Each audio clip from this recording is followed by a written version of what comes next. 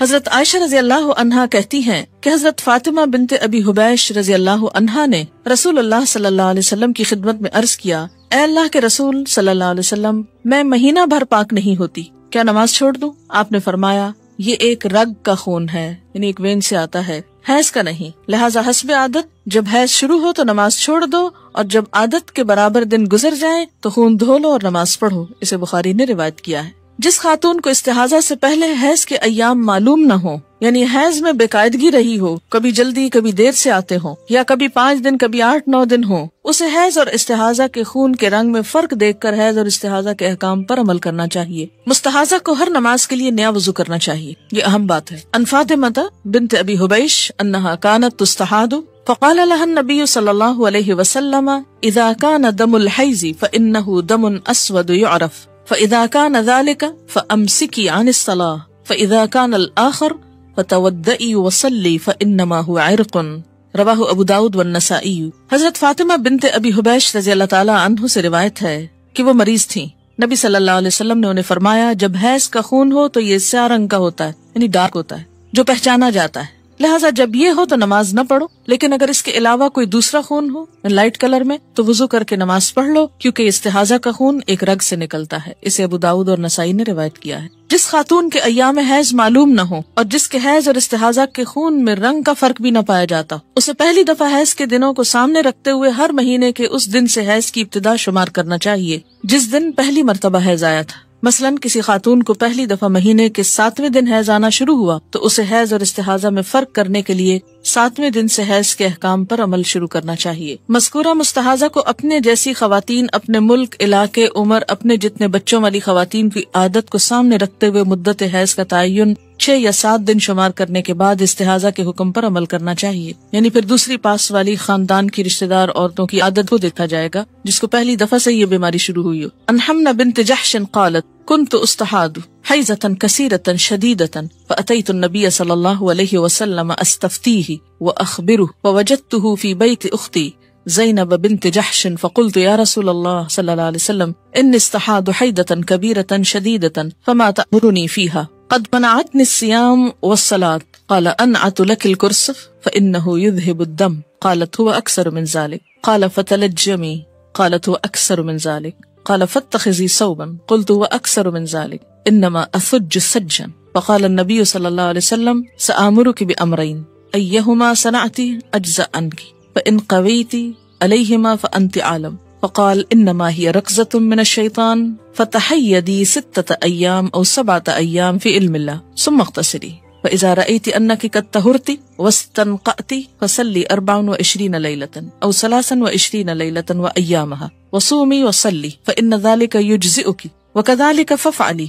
كما تحيد النساء وكما يطهرن لميقات حيضهن وطهرهن رواہ الترمذی۔ حضرت حمنہ بنت جحش رضی اللہ تعالیٰ عنہا کہتی ہیں کہ مجھے کثرت سے مسلسل استحاضہ کا خون آتا، میں نبی صلی اللہ علیہ وسلم سے مسئلہ دریافت کرنے کے لیے حاضر ہوئی۔ اب آپ کہیں گے کہ لو، اس عورت کو شرم نہیں آئی کہ آپ سے ایسی باتیں کر رہی ہے جا کر؟ آپ دیکھیے کہ جس طرح ایک ڈاکٹر کے پاس جا کر، ایک طبیب کے پاس جا کر انسان اپنی بیماری کا ذکر کرتا ہے اور اس سے دوا یا علاج میں مشورہ لیتا ہے، تو اسی طرح ایک روحانی معالج کے پاس جا کر اپنے دین کے مسائل کے بارے میں فتویٰ لینے میں حرج نہیں۔ اور خاص طور پر اللہ کے رسول صلی اللہ علیہ وسلم سے جب تک اس بات کی وضاحت نہ ہوتی تو کوئی خاتون بھی اس قابل نہ تھی کہ ان باتوں کے جواب دیں۔ سوال پوچھتی ہے، میں نے عرض کیا اللہ کے رسول صلی اللہ علیہ وسلم، مجھے استحاضہ کی بیماری ہے اور خون بڑی کثرت سے مسلسل آتا ہے جس نے مجھے نماز روزے سے روک رکھا ہے، اس کے بارے میں آپ کا کیا حکم ہے؟ آپ نے فرمایا، میں تمہیں روئی استعمال کرنے کی ہدایت کرتا ہوں کیونکہ وہ خون چوس لیتی۔ حضرت حمنہ نے عرض کیا، خون تو اس سے زیادہ ہے۔ آپ نے ارشاد فرمایا کہ روئی کے اوپر یعنی کپڑا کس لیا کرو۔ میں نے عرض کیا اس سے بھی زیادہ ہے۔ آپ نے فرمایا پھر کپڑا ہی استعمال کرو۔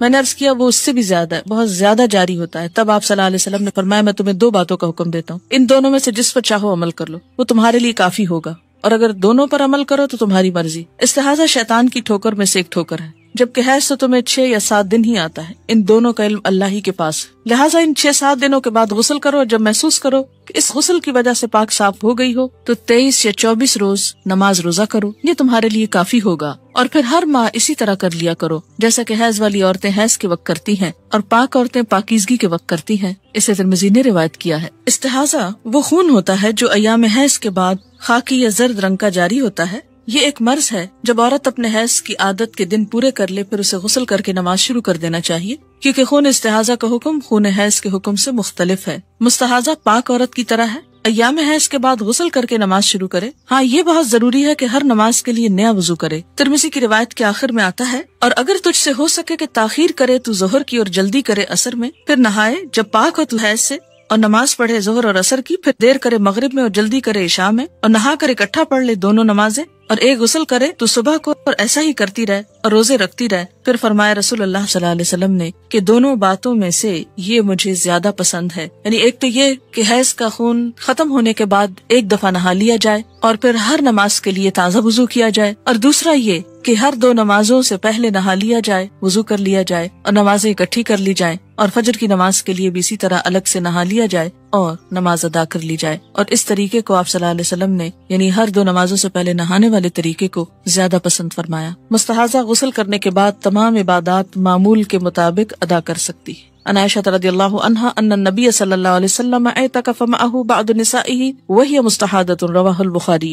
حضرت عائشہ رضی اللہ تعالی عنہا فرماتی ہیں کہ نبی اکرم صلی اللہ علیہ وسلم کے ساتھ آپ کی ایک زوجہ حالت استحاضہ کے باوجود اعتکاف کیا کرتی تھی. اسے بخاری نے روایت کیا ہے. غسل کرنے کے بعد مستحاضہ سے صحبت کرنا جائز ہے. ان اکرمۃ رضی اللہ عنہ قال كانت ام حبیبہ تستحاض وكان زوجها يغشاها رواہ ابو داؤد. حضرت اکرمہ رضی اللہ تعالیٰ عنہ فرماتے ہیں کہ ام حبیبہ رضی اللہ عنہا استحاضہ کی مریض تھی اور ان کے شوہر عبد الرحمن بن عوف رضی اللہ عنہ ام حبیبہ سے غسل کرنے کے بعد صحبت کیا کرتے تھے. اسے ابو داؤد نے روایت کیا ہے. مسئلہ 84 میں ہے کہ نہانے کے بعد براؤن اور زرد ڈسچارج کی اہمیت نہ دی جائے. اور اس کے بعد حضرت عائشہ کی حدیث میں خواتین ڈبیا میں روئی رکھ کر بھیجتی جس میں بھی کچھ زردی باقی ہوتی، اور آپ فرماتی کہ انتظار کرو جب تک کہ شفاف پانی نہ ہو. یہ دونوں باتیں ایک دوسرے کے متضاد ہیں، پلیز وضاحت کر دیں. یہ متضاد نہیں ہے، سمجھنے کا فرق ہے. بات یہ ہے کہ ایک عورت سب سے پہلے تو اپنی عادت دیکھے کہ کس وقت اس کو پیریڈ شروع ہوتے ہیں اور کس وقت ختم ہو جاتے ہیں. مثلاً ایک خاتون کو صبح 8 بجے بلیڈنگ شروع ہوئی اور چوتھے دن 8 بجے وہ بالکل پاک ہو گئی، اور یہی اس کی عادت ہے عموماً 1-2 گھنٹے کے اوپر نیچے فرق سے. اب اس نے نہا لیا، ظہر پڑھ لی، عصر پڑھ لی، مغرب پڑھ لی، کچھ بھی نہیں تھا، بالکل صاف تھی. کہ عشاء کی نماز کے وقت اس نے دیکھا کہ یلوش ڈسچارج ہے تھوڑا سا. تو اب یہ سارا دن پاک رہنے کے بعد اگر تھوڑا سا یلوش ڈسچارج نظر آتا ہے تو یہ کنسیڈر نہیں کیا جائے گا، دوبارہ نہانے کی ضرورت نہیں، نماز پڑھیں. لیکن ایک عورت ابھی پوری طرح پاک ہی نہیں ہوئی اور ابھی ڈسچارج ہو رہا ہے، ریڈ تو نہیں لیکن براؤن اور یلوش ہو رہا ہے، اور ابھی پاکی ہوئی نہیں، تو ایسے میں وہ نہائے مت جب تک کہ وہ وائٹ ڈسچارج نہ دیکھ لے. تو یہ دو مختلف باتیں. یعنی جب وائٹ ڈسچارج دیکھنا شروع کر دیں اور آپ نہا چکے اور ایک دن کے بعد پھر آپ یلوش دیکھیں تو کنسیڈر نہ کریں. لیکن ابھی وائٹ ہوا ہی نہیں شروع اور یلوش کنٹینیو کر رہا ہے، تو جب تک وائٹ نہ آ جائے تو آپ نہائیں گے نہیں. سمجھ گئے یہ بات؟ سوال ہے اگر رات کو عشاء کے بعد وطر نہ پڑھیں کہ تہجد کے وقت پڑھ لیں گے، اس دوران حیض آ جائے تو کیا بعد میں وطر کی قضا پڑھیں گے؟ جی ہاں، وطر کی قضا پڑھیں گے. یا مثلاً آپ نے ارادہ کیا کہ آپ تہجد پڑھیں گے، اتفاق یہ ہوا کہ آپ کی آنکھ نہیں کھلی، تو آپ کیا کریں؟ فجر کی سنتیں پڑھنے سے پہلے وطر پڑھ لیں. لیکن اگر بھول گئے تو پھر کیا کریں؟ دن کے کسی حصے میں اس کی قضا پڑھ لیں. دبر کیا ہوتا ہے؟ اینس کو ANUS پیٹھ کو کہتے ہیں. اگر شلوار پر ایک سپاٹ حیض کا لگا ہو، واشنگ مشین میں دوسرے کپڑوں کے ساتھ کیا اس کو دھو سکتے ہیں؟ ایسا نہ کیجیے، اس کے داغ کو الگ سے اتار کر واشنگ مشین میں ڈالیے، اور اگر آپ نے اس کو دھونا ہے تو یا تو الگ دھوئیے تاکہ سارے کپڑوں میں نجاست نہ پھیلے. اور اگر بھول کے ایسا کر بیٹھے اور ہو گیا تو سارے کپڑوں کو اچھی طرح پاک کر لیجیے. اور پاک کرنے کا طریقہ کیا ہے کہ کم از کم 3 دفعہ ان کو اس طرح دھویا جائے کہ سارا اس میں سے پانی نچوڑ لیا جائے، اور آخری مرتبہ جب وہ پانی نچڑے تو وہ صاف نظر آنا چاہیے.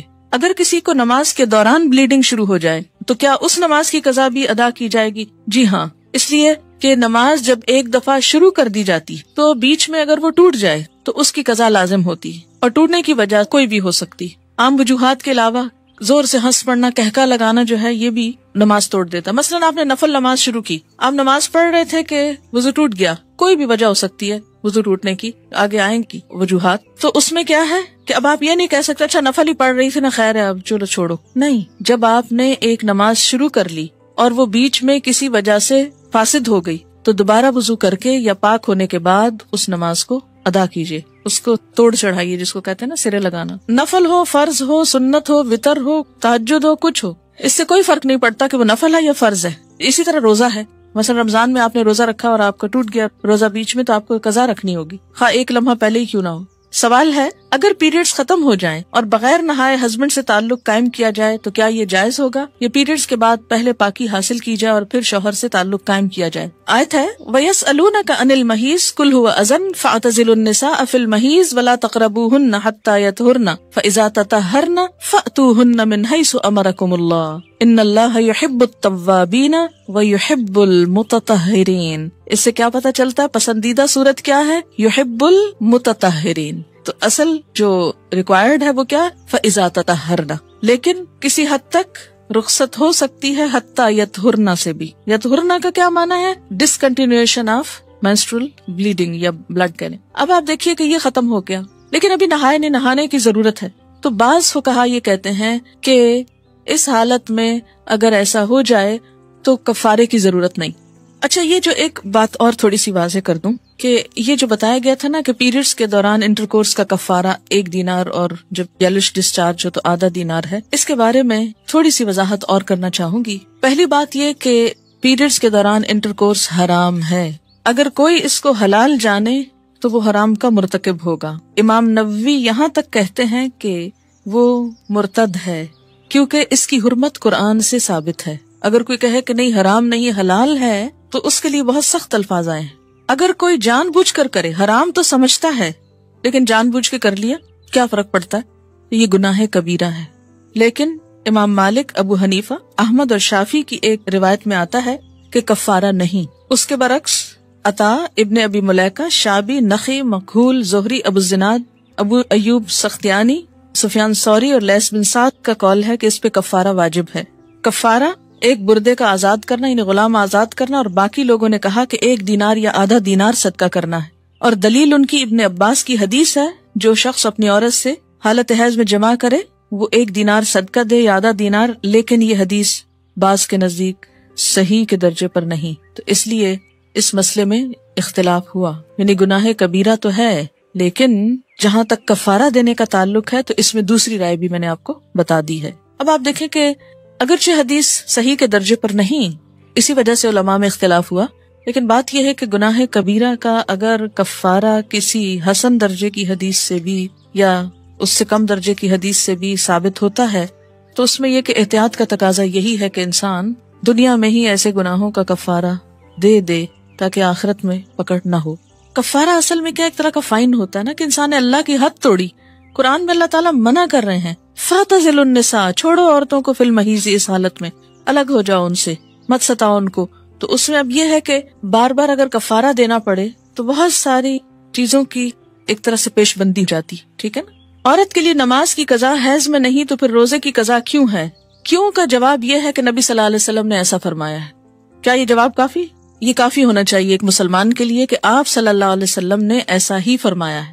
اب یہ ہے کہ جب ہم اس پر راضی ہو جائیں آپ کے فرمان پر تو اگلی بات یہ کہ ہم حکمت تلاش کریں کہ اس کی کیا وجہ ہو سکتی ہے۔ اس کی ایک وجہ یہ ہو سکتی ہے کہ نماز تو سارا سال چلتی رہتی اور ہر مہینے میں اگر 5-6 دن یا 10 دن کوئی نماز نہیں پڑھتا اور اگر اس کو کہا جائے کہ تم قضا پڑھو اور 10 دن وہ بعد میں قضائیں پڑھتی رہے اور پھر نئے سرے سے ایک سلسلہ شروع ہونے کا وقت آ جائے تو زندگی حرام ہو کے رہ جائے۔ یا اسی طرح نفاس کی حالت میں 40 دن نماز نہیں پڑھی، اس کے بعد جی اب پاک ہو گئے، اب نمازیں شروع کرو اور ساتھ بچے کو دودھ بھی پلاؤ اور اس کی نجاست بھی صاف کرو اور ساتھ پچھلی نمازیں بھی قضا کرو، کس قدر مصیبت ہو جاتی۔ لیکن روزہ رکھنے میں ایک تو یہ کہ اتنی مشکل نہیں ہوتی، دوسرا یہ کہ سال میں ایک دفعہ آتے ہیں، تو 5-6 روزے پورے سال میں رکھنا دوبارہ ایسا مسئلہ نہیں ہے جتنا یہ کہ 5-6 دن کی نمازیں قضا دہرانا، ٹھیک ہے۔ پیریڈ سے پہلے جو ڈسچارج ہوتا ہے اس کے لیے کیا رولز ہوں گے؟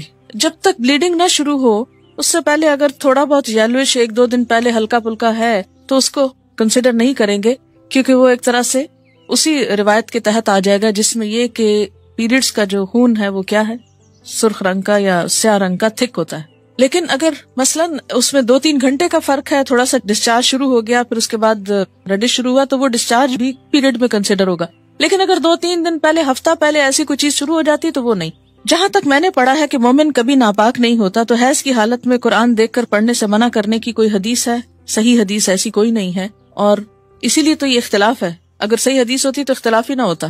پیریڈز کے دوران استنجا کیا جا سکتا ہے، وائی ناٹ؟ جب یہ کہا گیا کہ حضرت زین کی خادمہ قرآن کو غلاف میں لاتی تو اس کا مطلب ہوا کہ قرآن کو پکڑنا بھی کپڑے سے چاہیے، عربی ٹیکسٹ کو ہاتھ بھی کپڑے یا گلوز سے لگائے۔ جی ہاں، یہ تو انڈرسٹوڈ ہے، اس میں تو کوئی نئی چیز نہیں۔ استحاضہ شیطان کی ٹھوکر میں سے ایک ٹھوکر، اس سے کیا مراد ہے؟ اس سے مراد یہ ہے کہ بسا اوقات شیطان فزیکلی بھی انسان کو نقصان پہنچاتا ہے، یہ جنات، ٹھیک ہے، یعنی بعض بیماریاں جنات کے فزیکل ہارم کرنے سے بھی ہو سکتی، یہ مراد ہے. جیسے آج کل یہ بات بہت عام ہو گئی ہے کہ کینسر کے بارے میں یہ کہا جاتا ہے کہ اس میں کچھ ایسی چیزیں پائی جاتی ہیں، یا کچھ اور امراض کے بارے میں یہ ریسرچ ہو رہی ہے. کل ہی مجھے کسی نے بتایا ہے، اب ہر سنی سنائی بات کو آگے کہنا تو نہیں چاہیے، مجھے اس کی حقیقت نہیں معلوم، لیکن ہو سکتا ہے کہ کہیں آپ کو اس کی دلیل مل جائے کہ امریکہ میں اب ہر ہاسپٹل کے ساتھ ایک پریسٹ کو ہائر کیا جا رہا ہے کہ بہت سی بیماریاں ایسی سامنے آ رہی ہیں کہ جن کی کوئی فزیکل ریزن ہوتی نہیں، سارے ٹیسٹ کلیئر ہیں، سب کچھ موجود ہے، لیکن اس کے باوجود مریض یا بے ہوش ہے، یا وہ سانس نہیں پراپر لے سکتا، یا کوئی اور ایسی ان یوزول قسم کی علامات. تو اس میں تجربات سے یہ ثابت ہوا ہے کہ بسا اوقات ان پہ بائبل کے کچھ حصے پڑھے گئے یا کچھ جنتر منتر پڑھے گئے تو وہ درست ہو گئے. تو اب باقاعدہ یہ ایک طریقہ علاج کے طور پر ایسا ہو رہا ہے. تو اس سے کیا پتہ چلتا ہے کہ اسلام نے تو 1400 سال پہلے ہی جنات اور ان کی شرارتوں اور ان کے شر سے بچنے کی تعلیم دی ہے ہم کو. تو جنات کا شر جہاں اسپرچل ہوتا ہے، بسا اوقات فزیکل بھی ہوتا ہے. بعض اوقات آپ نے دیکھا ہوگا کہ آپ سوئے میں اور آپ پر ایسا بوجھ پڑ رہا ہے کہ آپ اٹھ نہیں پا رہے، ہوتا ہے. بعض اوقات یکایک کوئی درد اٹھتا ہے، حالانکہ اس کی کوئی لوکل ریزن نہیں پتہ چلتی. اور جنات جو ہے انسان کے جسم میں بہت آسانی سے داخل ہو جاتے ہیں، بالکل ایسے جیسے دیوار کو پار کر لیتے بغیر کسی مشکل کے. اصل حقیقت تو اللہ ہی جانتا ہے، لیکن چونکہ حدیث میں ہے اس لیے ہم یقین کرتے ہیں. یہ بتا دیں کہ جو لوگ کپڑا استعمال کرتے ہیں، خاص کر ماسیاں، وہ کہتی ہیں کہ پھینکنا نہیں چاہیے، اس کو دھونا چاہیے، اور نہ دھوئیں تو بہت گناہ ہے. گناہ کی بات کہتے ہوئے تو میں ذرا جھجکوں گی، لیکن بات یہ ہے کہ 2-3 وجوہات سے اس بلڈ کو ڈسٹرائے کرنے کا اہتمام کرنا ضروری ہے. نمبر 1 تو یہ کہ نجاست ہے. اپنی نجاست کو کسی بھی انسان کے لیے، خواہ وہ سرونٹ سے کیوں نہ ہو، اس کے لیے کھلا چھوڑ دینا، کیا یہ انسانیت ہے؟ بتائیے مجھ کو. بعض لوگ ٹوائلٹس میں جاتے ہیں، پبلک ٹوائلٹس میں فلش نہیں کرتے. ایک بہت کامن مصیبت ہے ہمارے معاشرے میں. کوئی بھی ایمان والا بندہ، کیونکہ طہارت نصف ایمان ہے، اپنی نجاست خواہ وہ کسی قسم کی ہو دوسروں کے لیے کھلی چھوڑ دے گا، کیونکہ اس میں صرف کسی دوسرے کی نجاست کو نگاہوں سے دیکھنے سے بھی اذیت اور تکلیف ہوتی. ایسا نہیں کرنا چاہیے. اس لیے اس بلڈ کو دھو کر بہا دینا چاہیے. ٹیپ کے نیچے رکھے، تھوڑی دیر کے بعد بہہ جائے گا. اسی طرح اگر کوئی ایسا موقع نہ ہو تو کسی نہ کسی لفافے وغیرہ میں پیڈز ڈال کر پھینکنے چاہیے. ایک اور وجہ یہ ہے کہ یہ بات ریپیٹڈلی سننے میں آئی ہے کہ جو لوگ جادو کے لیے چیزیں استعمال کرتے ہیں کسی کی، ان میں ان کے بال، ناخن، کیونکہ جسم کا حصہ ہوتا ہے نا، یعنی کسی کے اوپر جادو اثر کرنے کے لیے ضروری ہوتا ہے کہ اس کے جسم کا کوئی حصہ ملے. تو جہاں بالوں کو کہتے ہیں احتیاط سے پھینکیں، جہاں ناخنوں کو احتیاط سے پھینکیں، وہاں پر خواتین کا جو حیض کا خون ہے اس کو بھی ڈسٹرائے کرنے میں احتیاط برتیں، کیونکہ غلط قسم کے جو جادو ہوتے ہیں اس میں نجس خون استعمال ہوتا ہے.